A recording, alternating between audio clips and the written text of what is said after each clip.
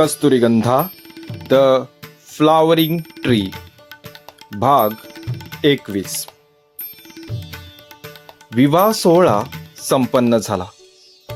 सर्वांचे आशीर्वाद घेऊन नवविवाहित जोडपी आपापल्या घरी जाण्यास निघाली. जयश्रीचा नवरा आणि तिच्या सासरची मंडळी लग्न मंडपातून घरी जायची तयारी करू लागली. जयश्रीने कस्तुरीला एक कडकडून मिठी मारली. तायडे, आनंदाने राहा. कधी काही लागले तर मला निरोप पाठव. कस्तुरीने आपले डोळे पुसत म्हटले. हो, तू सुद्धा स्वतःची काळजी घे. नव्या घरात जुळायला जरा वेळ लागेलच, तेव्हा स्वतःला सांभाळ. सगळ्यांची मने जिंकून घे. मला तुझी खूप आठवण येणार ग तायडे, कस्तुरी रडक्या आवाजात म्हणाली. दोघीही खूप रडल्या. त्यांच्यासोबत आलेल्या त्यांच्या शेजारी मित्रपरिवाराने त्यांना धीर देत समजावले. बाईचा जन्म असाच असतो पोरीनो. स्त्री नावाचे रोप एकाच्या बागेत उगवते, वाढते आणि मोठे झाल्यावर त्या रोपाला दुसऱ्यांच्या बागेत जाऊन फुलायचे असते, एक शेजारीण म्हणाली. कस्तुरीने जयश्रीला निरोप दिला. तिने सुद्धा श्रीधर सोबत राजमहालाची वाट धरली. सनई चौघडे आनंदाने वाजू लागले. राजमहालातले सगळे नातेवाईक आणि मित्रपरिवार हर्षोल्लासाने नाचू लागले. नवविवाहितांचे जोरात स्वागत होत होते. अवघ्या काही क्षणातच मखमली गालिच्यावरून चालत दोघही राजमहालाच्या प्रवेशद्वारावर पोहोचली. तिथे मोठ्या बाईसाहेबांनी श्रीधर आणि कस्तुरीला आरतीचे ताट घेऊन ओवाळले. या, आता नव्या घरात प्रवेश करा. मोठ्या बाईसाहेबांनी हसत कस्तुरीला हात दिला. नाही नाही, असे सहजासहजी आत घ्यायचे नाही तिला. बाजूलाच उभी असलेली श्रीधरची मामी मध्येच म्हणाली. म्हणजे काय करावे लागेल त्यांना? मोठ्या बाईसाहेब जरा विचार करत म्हणाल्या. काय करावे लागेल म्हणजे? नाव घ्या. राजमहालाची रीतच आहे ती. नव्या सुनेने आपल्या पतीचे नाव घेऊनच घरात आत प्रवेश करायचा असतो, बरोबर ना? परिवारातील दुसऱ्या एका स्त्रीने मामीला म्हटले. हो, अगदी बरोबर. मामीने निर्भाव चेहऱ्याने उत्तर दिले. हो हो, चालेल की. कस्तुरी, चल, तुझ्या नवऱ्याचे नाव घे आणि उंबरठा ओलांडून आत प्रवेश कर. मोठ्या बाईसाहेब पण हसत हसत म्हणाल्या. कस्तुरीने त्याबरोबर श्रीधरकडे पाहिले. तो पण गालातच हसत होता. कस्तुरीगंधाचा सुगंध, त्यात हा मंद वारा. कस्तुरीगंधाचा सुगंध, त्यात हा मंद वारा. श्रीधररावांच्या नावाचा मी भरला हिरवा चुडा. कस्तुरीने लाजत लाजत म्हटले. असे म्हणताच श्रीधरने तिच्याकडे पाहिले आणि सर्वांनी कौतुक करत टाळ्या वाजवल्या. वा, तू तर खूपच चांगला उखाणा घेतलास. चला, आता नव्या नवरीला ताटकळत बाहेर ठेवू नये.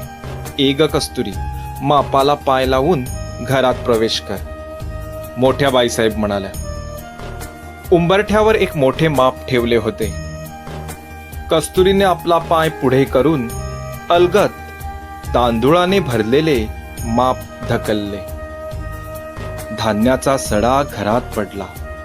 कस्तुरीने राजमहालात सून म्हणून गृहप्रवेश केला. कस्तुरीने आजूबाजूला पाहिले. ज्यावेळी ती फुले घेऊन इथे येत होती, तेव्हा तिला वाटायचे की आपले पण असे मोठे घर असावे, खूप खोल्या असलेले, ऐसपैस, ज्या घरात सगळ्या साधन सुविधा असतील, पण तिने कधीही विचार केला नव्हता की पुढे हेच घर तिचे स्वतःचे घर बनणार. सर्वात आधी मोठ्या बाईसाहेब तिला देवघरात घेऊन गेल्या. श्रीधर आणि कस्तुरीने देवघरातल्या देवाला नमस्कार केला. कस्तुरी, तुझ्या हाताने देवापुढे दिवा लाव. मोठ्या बाईसाहेबांच्या आदेशाप्रमाणे कस्तुरीने तिथे असलेल्या एका पंटीची वाट पेटवली.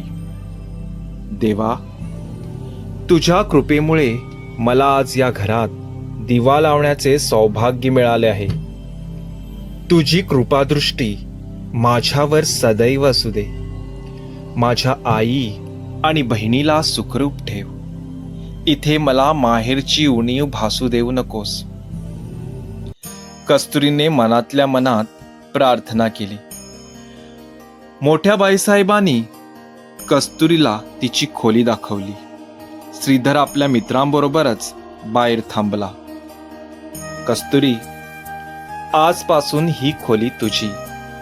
चल, आज जाऊन जरा आराम कर, पण अंगावरील कुठलाही अलंकार उतरवू नकोस हं.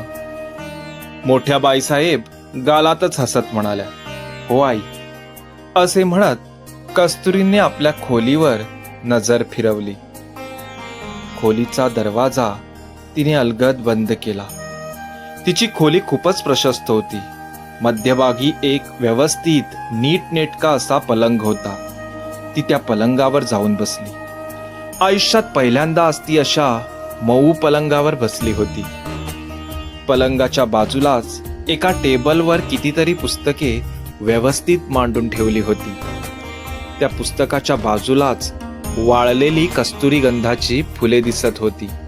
ती फुले पाहून कस्तुरीच्या चेहऱ्यावर हलकेच हास्य आले.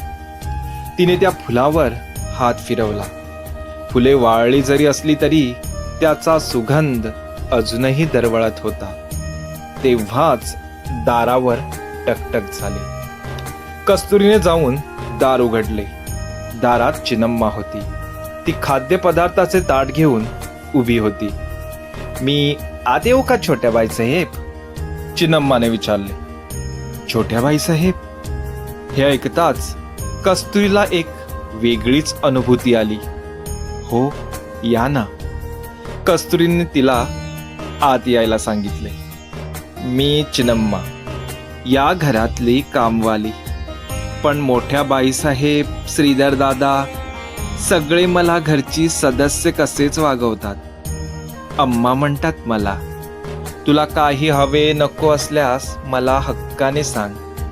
हे घे, तुझ्यासाठी काही खायला आणले आहे. दिवसभर धावपळ झाल्याने थकवा आला असेल.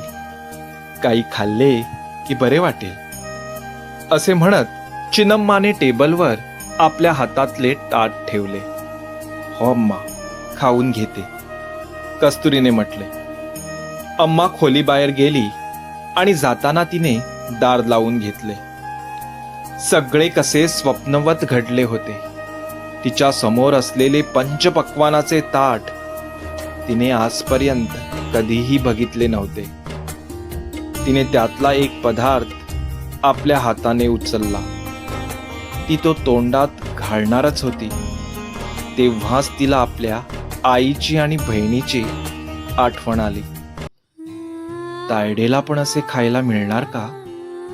आणि आई, तिला असे कोण देणार? आम्ही दोघी आज घरी नसल्याने ती खूपच उदास असणार. तिने काही खाल्ले असेल का? तिने आपल्या हातातला तुकडा पुन्हा ताटात ठेवला आणि ताटाच्या बाजूला असलेल्या पेल्यातले पाणी घटाघटा पिऊन टाकले. हळूहळू रात्र झाली. संध्याकाळी आपल्या खोलीत बसलेली कस्तुरी रात्रीपर्यंत तशीच बसून होती. तेव्हाच मोठ्या बाईसाहेब खोलीच्या दारात आल्या. कस्तुरी, मी आत येऊ का? मोठ्या बाईसाहेबांनी दारातच राहून विचारले. हो आई, या ना. मोठ्या बाईसाहेबांचा आवाज ऐकताच कस्तुरी पलंगावरून उठली. कस्तुरी, तू जेवायला बाहेर येणार की तुझे ताट इथे पाठवू? मोठ्या बाईसाहेबांनी विचारले. नको आई, आज जेवावेसे वाटत नाही. पोट जरा भरलेलेच वाटत आहे, कस्तुरीने म्हटले. असे कसे होईल? नवी सून पहिल्यांदाच घरी आली आहे, ती उपाशी झोपणार? आणि हे काय, तू काहीच खाल्लेले नाहीस? मोठ्या बाईसाहेबांनी टेबलावरचे पदार्थाचे ताट बघत विचारले.